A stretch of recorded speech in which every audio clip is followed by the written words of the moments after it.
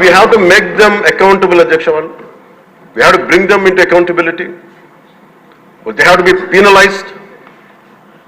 వాళ్ళు దయచేసి గౌరవ ముఖ్యమంత్రి గారికి నేను మీ తరపు నుంచి ఆయనకి తెలియజేసుకున్నాను అధ్యక్ష, దయచేసి వీరిని please we have to penalise them sir. వాళ్ళకి సరైన శిక్ష పడాలి సార్. వీళ్ళకి తప్పించుకోవడానికి కుదరదు సార్.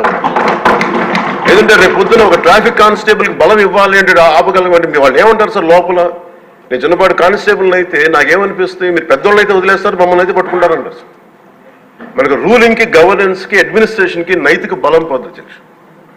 ఐ రిక్వెస్ట్ యూ, నేను మిమ్మల్ని నేను ఉద్దేశించి అందరినీ హౌస్ మెంబర్స్ గౌరవ సభ్యులందరినీ గౌరవ ముఖ్యమంత్రి గారిని అడుగుతున్నాను అధ్యక్ష మీ ద్వారా. They have to be punished and they have to be penalised whoever they are. ఇది వెండెట్టా పగ ప్రతీకారాలతో కాదు, కానీ we promised that we will bring back accountability. We promised we are going to give a clean and clear governance.